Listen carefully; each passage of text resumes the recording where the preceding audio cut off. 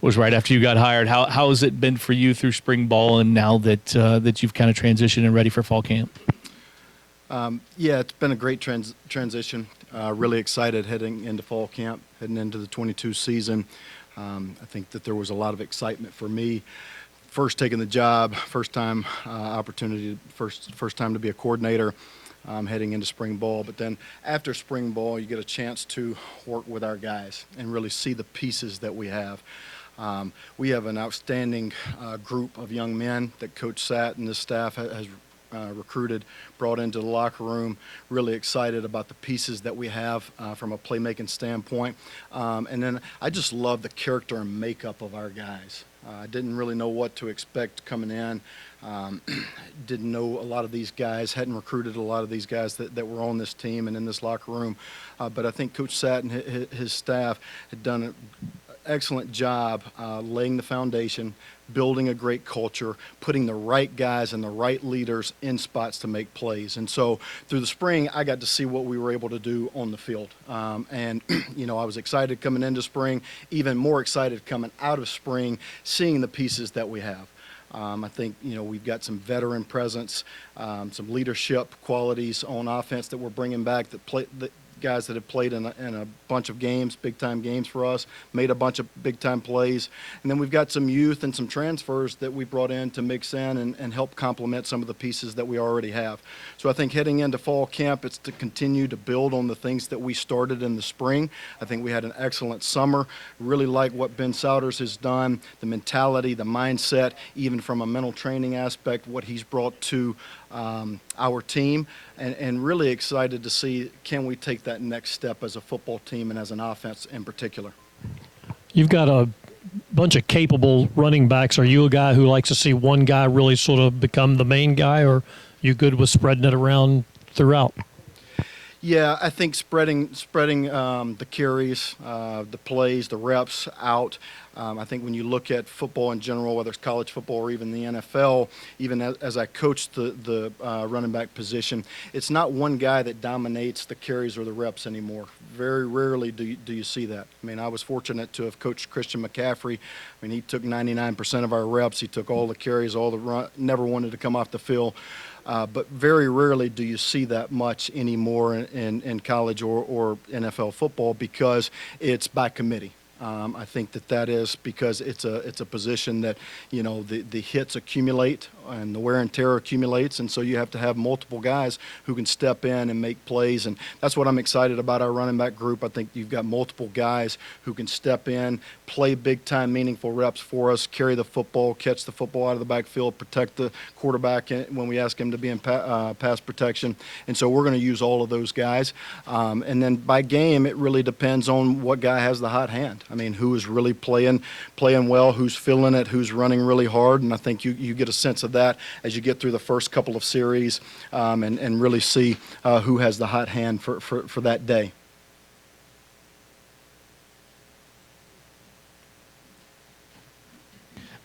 When you got into spring and you saw what you guys have up front, were you a little surprised at the depth that you have on offensive line? Really surprised. I watched this team on tape a bunch before I took the job. I just came from Notre Dame. We know about their O-line legacy and tradition. I've coached at Stanford, coached in the NFL, so I've been around some really good offensive line groups and offensive line individuals. And I was pleasantly surprised and really excited about the pieces that we have. I think we all know that the game starts up front. It's won or lost in the trenches. And I think what we have up front in terms of toughness, leadership, and then depth, I think allows us to be successful and really do what we want to do, which is be physical. We want to be a physical first team. We have to be physical if we want to win the line of scrimmage and win in the trenches. And then the depth gives us really an added advantage of being able to play multiple guys, maybe rotate guys in for series, keep guys fresh. And, we also know that the offensive line position is also a position that the accumulation of wear and tear, injury prone, it's hard to keep 5 guys healthy for, a complete season. So having that ability to have some depth now and not lose anything when you go to your 6th or 7th O lineman is a real bonus there. Lance, Marshawn Ford, he contemplated, going pro after the season. How big of a luxury is it to have a guy his size at tight end that can come in and lead the team in receptions and has that veteran experience? How much of a luxury is it? Yeah, I tell you what, I really love Marshawn, not only as a player, but as a human being. I think he, really sets the tempo for us on offense, or one of the guys who sets the tempo for us from a leadership standpoint. He leads by example, doesn't necessarily say a whole lot, but he doesn't have to say a whole lot. Really, we're trying to get him to take that next step in vocal leadership because all the guys on offense look up to him. He's made big plays in big games. He's a huge piece of what we want to do. And so really getting him to understand you control not only that tight end room, but really, what we want to be, our identity and mentality offensively. It's okay to hold the standard, let other guys know what the standard is and hold them accountable to the standard. So I think having a guy like Marshawn is awesome. I mean, he led the team in receptions last year. He just has a great knack. He's one of those players that I've been around,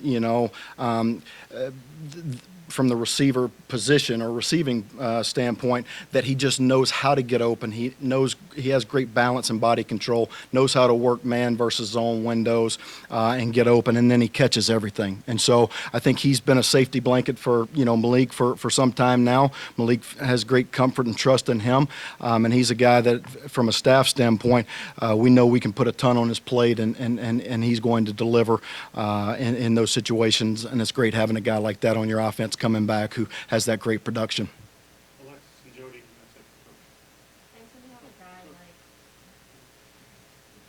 like Malik and just his skill set, his experience, and how much does that make, or how does that factor into the kind of plays that you're able to call and draw up for the offense? Yeah, so Malik is one of those guys also on offense that played in a ton of big games, has a ton of experience. Coach Satterfield mentioned it earlier, but I think last year and the season that he had goes a little bit under the radar. What he did, the offense went through him, the production that he had last year. He is a dynamic player, run and pass.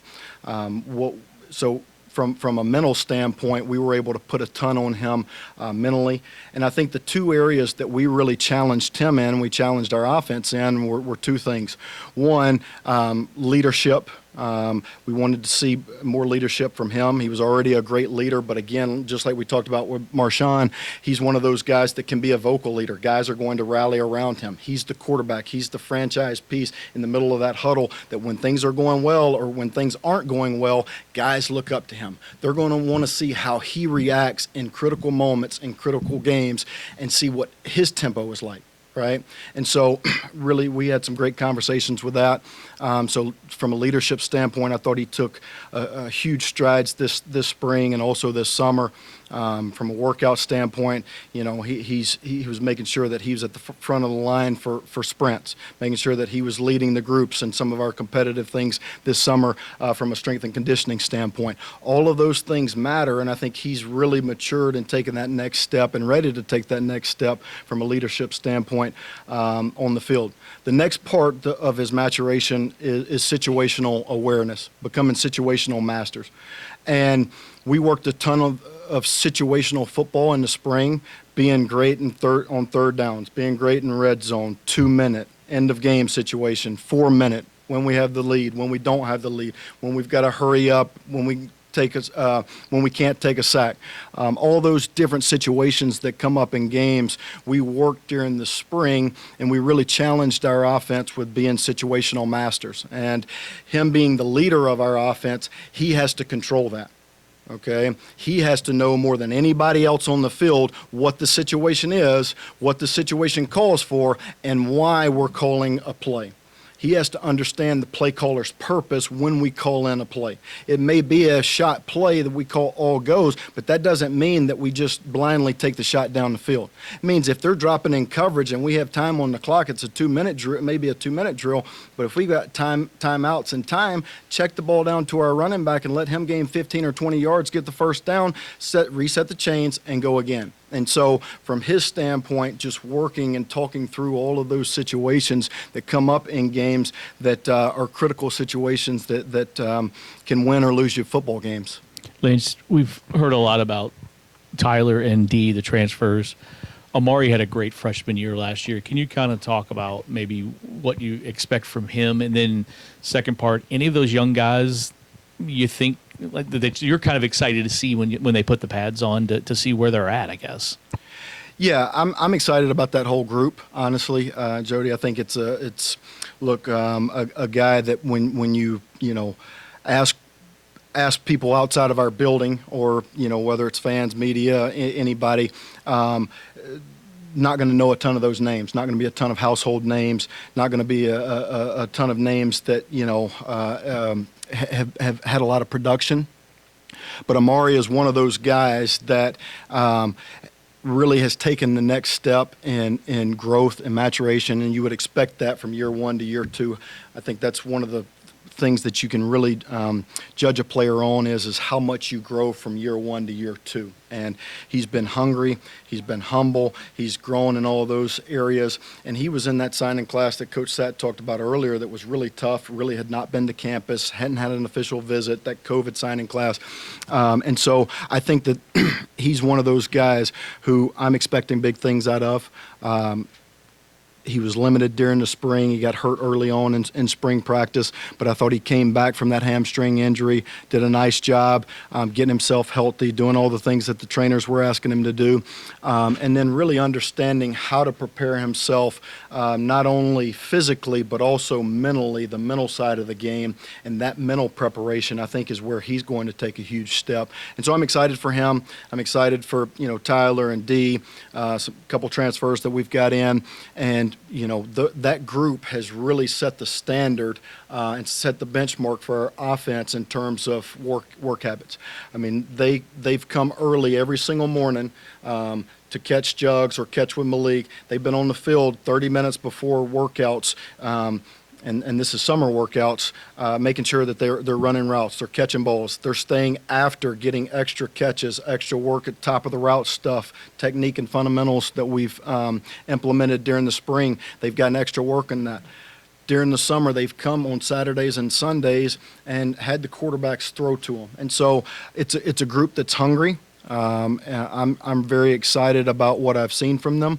I think we have to continue to grow and learn the offense and master the offense during fall camp and see where the pieces fit in place. But I think that this is a group that is really going to surprise people, be a very consistent group, playmaking group for us on the offensive side of the ball. And again, I'm excited for that whole group. And Amari's just one piece of that. But I think that there are pieces in that group that we have that we're counting on to have big production and playmaking for us. Yeah. What's the back and forth been like between you and Scott in terms of the playbook and maybe the play calling responsibilities this season? How open is he to your ideas and suggestions? Coach Satt has been excellent. I mean, we've had great communication.